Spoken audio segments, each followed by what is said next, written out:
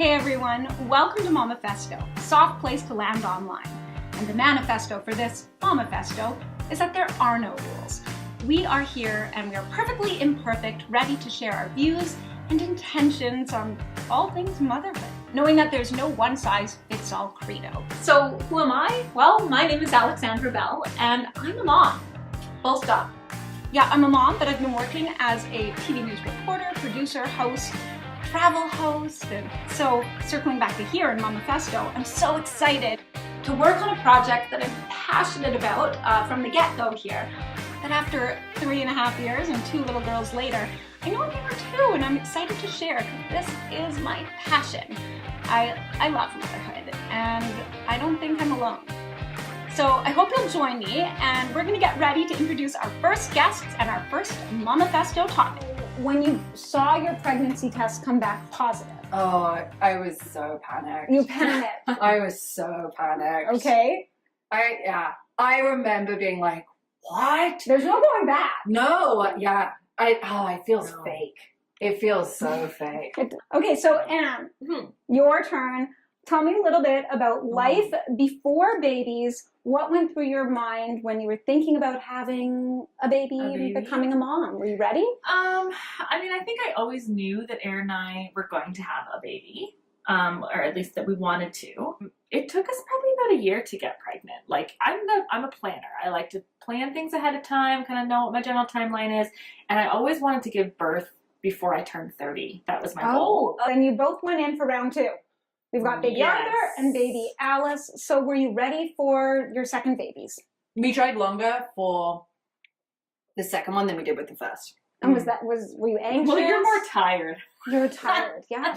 It's true. Yeah. It's hard to find the time. You're more tired. Yeah, like I wanted a second one and then it took longer. And I remember being surprised by that because we got pregnant so quickly with Piper. It was that shock and surprise. And then with Alice, it took a little bit longer and I started getting panicked that they were going to be too far apart in age, which is silly now. Yeah. Like I started getting panicked and worried and then every time we did something I was like, but if I'm supposed to be pregnant, I can't plan a holiday. Right. Or I can't do Zika free zones. You can't you have to think about that now too. Yeah. So that was an interesting experience, having done like the shock of maybe we should, gosh, we are, to I really would like a second and nothing's happening. Right.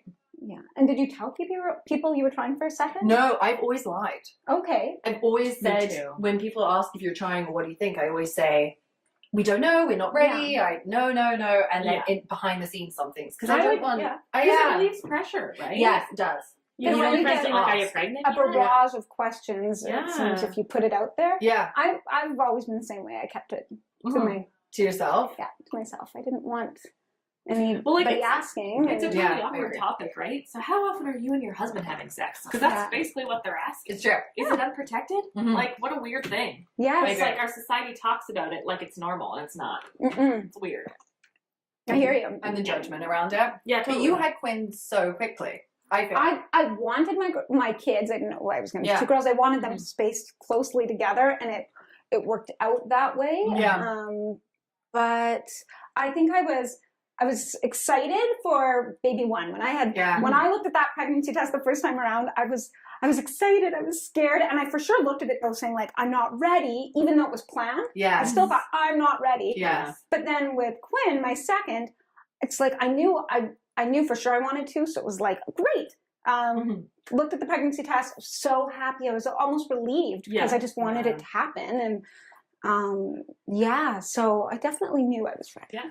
Okay, it's about time. I've got to check in with my bistro beauties over there in my cafe, otherwise known as the kitchen table, where a lot of chaos happens and food gets thrown, but the babies aren't here. And instead, I've got 2 of my best girlfriends ready to share their stories. Here's Salima and Beth, and I'm really intrigued. I want to hear your viewpoint. We've been talking about readiness. How did you know when you were ready to become a mom? Can you share a little bit about your journey, Salima? Sure. My husband Ali and I started having a conversation about possibly having children. We had gone through the grand fish and the grand dog, and so now it was time to think about having a baby. I wasn't it wasn't a conversation of when. It was like at some point it'll happen and we'll figure it out. So I got off my birth control, and a month later, boom. So not that prepared already mentally, and but it was an exciting journey as soon as we heard that it had happened. When she came into the world, you were ready then, but did you have to factor career in a lot? I think I hadn't thought about it enough, having looked back on it. I think some kind of planning would have been helpful, but readiness is different to planning, I think. So as soon as I found out I was having a baby, then it was that journey of becoming ready to be a mom, which is different from planning in my mind. And what about baby two, little Anya? Oh, no planning at all. Okay. Showed up. And you welcomed her? I welcomed her. Okay. Open arms. Big open arms. Yeah.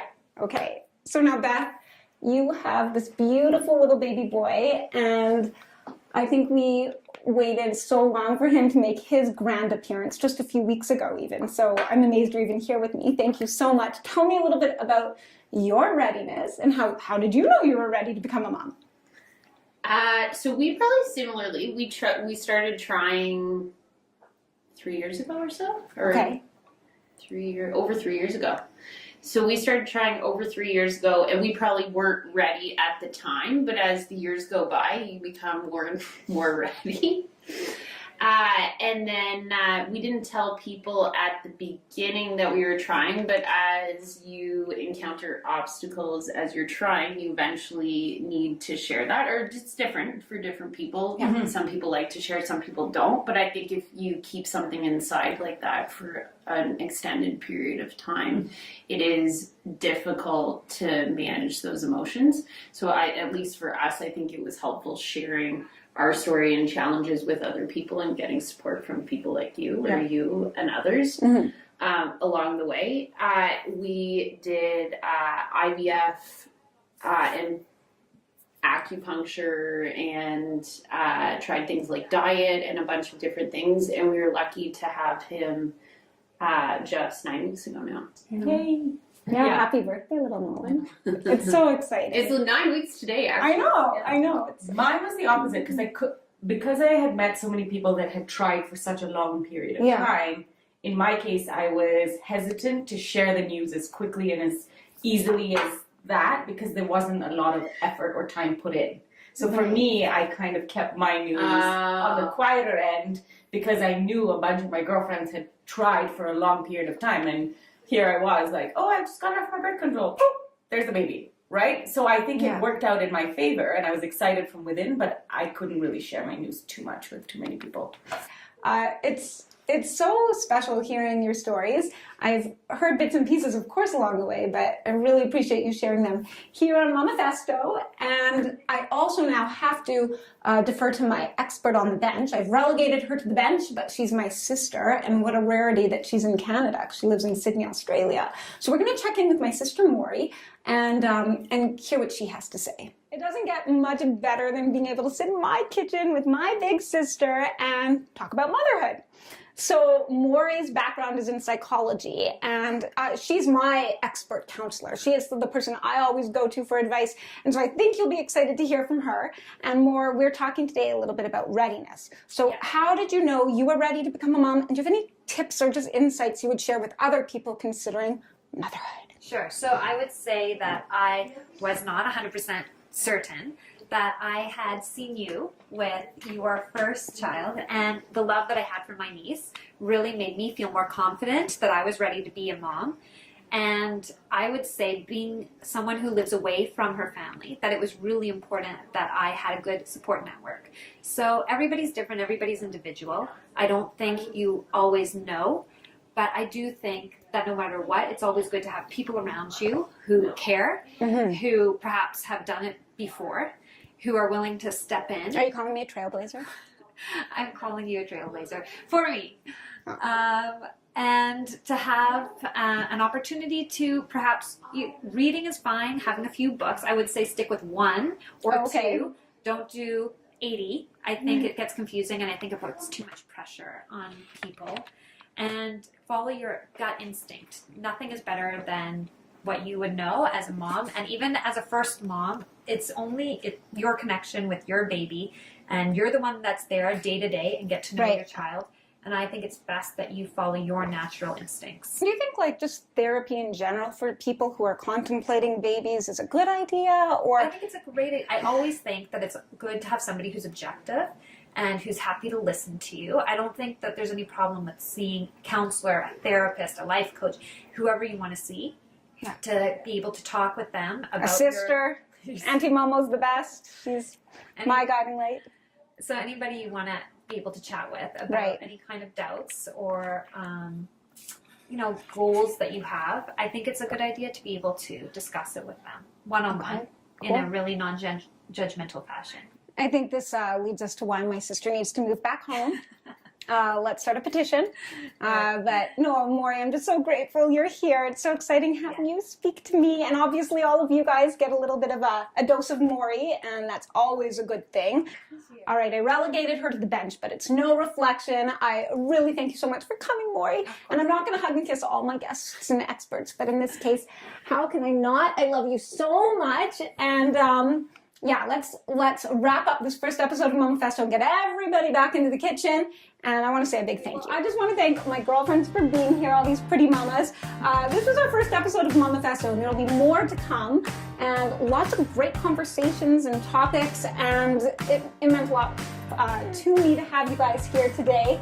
You know, we were talking about readiness. Are we ever ready for baby?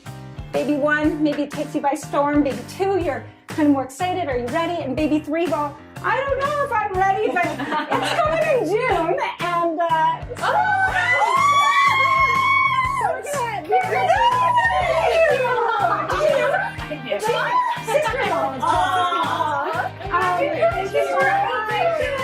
so I'm excited to share my journey with you guys and all of you watching, and I'll be taking your questions, and there'll be giveaways and lots of enticement. So I hope you stick with me, and just thanks so much for watching Momifesto.